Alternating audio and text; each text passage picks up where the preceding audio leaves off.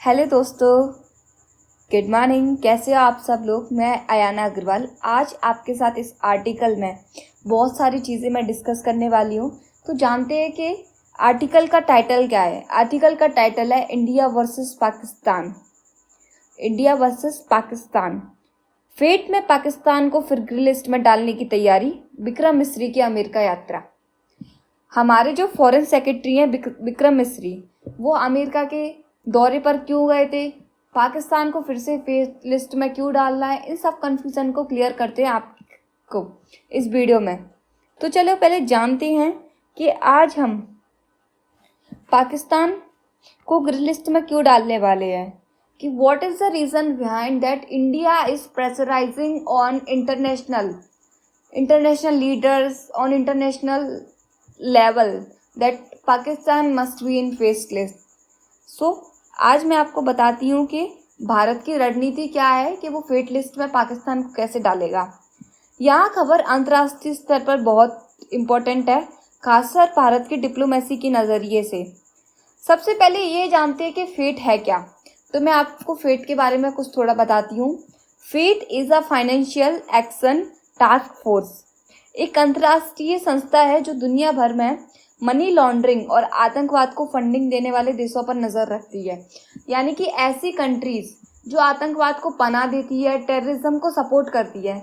आप लोग जानते होंगे कि पाकिस्तान को टेररिज्म को सपोर्ट करने में, आतंकवाद को पनाह देने में कितनी अहम भूमिका निभाई है और निभाता आ रहा है। ये चीज़ दुनिया में किसी भी कंट्री से, किसी भी कंट्री के बच्चे से नहीं छुपी हुई है। भारत के अंदर ना जाने अब तक कितने अटैक हो गए, विश्व भर में भी बहुत अटैक हो गए, उसमें कहीं ना कहीं पाकिस्तान का हाथ है, पाकिस्तान का कहीं ना कहीं जुड़ाव है। इसका सबसे बेस्ट एग्जाम्पल मैं आपको देकर बताती हूँ। जब भारत ने पाकिस्तान के मिशन सिंदूर लॉन्च किया था, उस समय भारत ने केवल जो आतंकवादी थे उन्हीं के ठिकानों पर बॉम्ब गिराए थे, मिसाइल्स गिराई थी। उसमें लश्कर तैयबा जैसे मोहम्मद आदि मुख्य थे। तो उसमें भारत ने केवल ये चाहा था कि आतंकवाद को ख़त्म कर दे। लेकिन आपने उसके अगले दिन देखा था कि 4 बजे उनकी जो फ्यूनरल सेरेमनी थी, उसमें पाकिस्तान के जो गवर्नर थे, पाकिस्तान के जो आर्मी के चीफ थे, मेन हेड थे, जॉइंट चीफ थे, उन सब ने भी उनको सलामी दी थी तोपों से।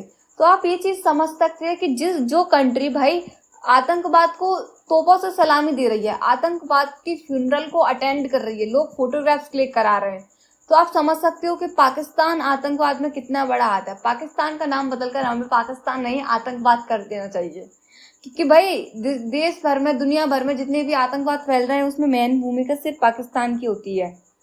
अब जानती है कि खबर में मेन पॉइंट क्या है। जो हम आर्टिकल पढ़ रहे हैं पाकिस्तान वर्सेस इंडिया, इसमें मेन आर्टिकल क्या है, और जो विक्रम मिस्री थे वो अमेरिका की 3 दिवसीय यात्रा पर क्यों गए थे। तो बता दें, उन्होंने अमेरिकी अधिकारियों से मुलाकात की और फेट की अगली बैठक के लिए पाकिस्तान को ग्रे लिस्ट में रखने में मुद्दा की चर्चा की।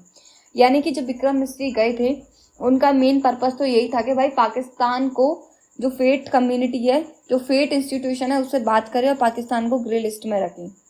अब जानते हैं कि विक्रम मिस्री ने किन किन अधिकारियों से मुलाकात की थी। तो विक्रम मिस्री ने, यानी कि हमारे जो फॉरेन सेक्रेटरी हैं, उन्होंने US deputy secretary of state, जिनका नाम है क्रिस्टोफर लैंडो, ट्रेजरी के माइकल फलेंडर, कॉमर्स के जेफरी केसलर और डिफेंस के स्टीव फेनबर्ग और एल्ब्रिज कॉल्वो से बात की थी। इन सभी से भारत अमेरिका की तकनीक, डिफेंस और टेररिज्म को सपोर्ट पर बात हुई थी। यानी कि जो आतंकवाद फैल रहा है और इन सब चीज़ में डिफेंस सिस्टम को कैसे इंक्रीज किया जा सकता है, इन सब मुद्दों पर विक्रम मिस्री और जो 5 लोग थे जिनके साथ उनकी मीटिंग हुई थी, उन सब के साथ उन्होंने इसी मुद्दे पर बात की थी। भारत का मकसद क्या है। भारत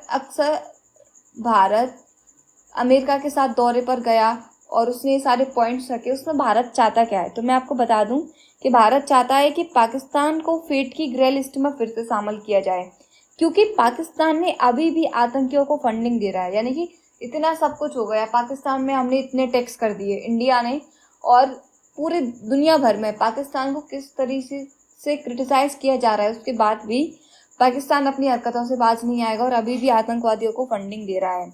भारत ने ऑपरेशन सिंधु जैसे मिशनों के जरिए यह दिखाया था कि पाकिस्तान आतंकवादियों को पनाह दे रहा है। भारत की रणनीति है कि अमेरिका जैसे ताकतवर देश का समर्थन लिया जाए, क्योंकि हम सब जानते हैं कि अमेरिका के पास टेक्नोलॉजी में और सब चीज़ों में अमेरिका कितना आगे है। तो भारत इस चीज़ में इनिशिएट कर रहा है कि अमेरिका से हेल्प ली जाए। और थोड़ी बहुत उन्होंने ट्रेड और टेक्नोलॉजी पर भी कन्वर्सेशन किया था। मुलाकातों में बायलैटरल ट्रेड एग्रीमेंट यानी कि द्विपक्षीय व्यापार समझौता और एडवांस टेक्नोलॉजी के सहयोग पर भी चर्चा हुई थी। यानी कि उन देशों ने कहा था कि भाई आप हमारे साथ ट्रेड भी करो और जो टेक्नोलॉजी है उसके जो आप नए नए टेक्नोलॉजी को इन्वेंट कर रहे हो उन सब में भी हमारे साथ शेयर करो, जिससे हमारा देश भी बेटर उस पर हो और हमारे जो भी टेक्नोलॉजी हो हम आपके साथ शेयर करेंगे। भारत ने जो स्ट्रेटजी बनाई थी अमेरिका के साथ, जो 3 दिवसीय मीटिंग करी थी विक्रम मिस्री फॉरेन सेक्रेटरी ने, उसका इफेक्ट क्या हुआ? अगर पाकिस्तान फिर ग्रे लिस्ट में आता है, उसका इफेक्ट ये है कि अगर पाकिस्तान फिर ग्रे लिस्ट में आता है तो उसकी अर्थव्यवस्था यानी इकोनॉमी और इंटरनेशनल लेवल पे उसकी जो प्रतिमा है, उसकी जो छवि है, वो उसको बहुत नुकसान होगा। भारत अमेरिका के साथ मिलकर कूटनीतिक और रणनीतिक उद्देश्यों को पूरा कर रहा है। कंक्लूजन ये है कि भारत की यहाँ रणनीति दिखाती है कि कैसे हम कूटनीतिक बातचीत, प्रभावशाली लॉबिंग और वैश्विक मंचों का उपयोग करके अपनी राष्ट्रीय हितों की रक्षा कर सकते हैं। हमारे प्राइम मिनिस्टर ने एक बार कहा था कि हम किसी को छेड़ते नहीं हैं, और जब हम किसी को छेड़ते नहीं हैं तो हम किसी से मतलब भी नहीं रखते, लेकिन अगर कोई हमें छेड़ता है तो हम उसको छोड़ते नहीं हैं। So this is the strategy of India, and every country wants to be the friend of India because India is one of the greatest country in this entire world. तो अगर आपको ये आर्टिकल पसंद आता है, ये वीडियो पसंद आती है तो लाइक कीजिए, शेयर कीजिए और कमेंट में बताइए क्या पाकिस्तान को फेट में ब्लैक लिस्ट में होना चाहिए या नहीं। Thank you.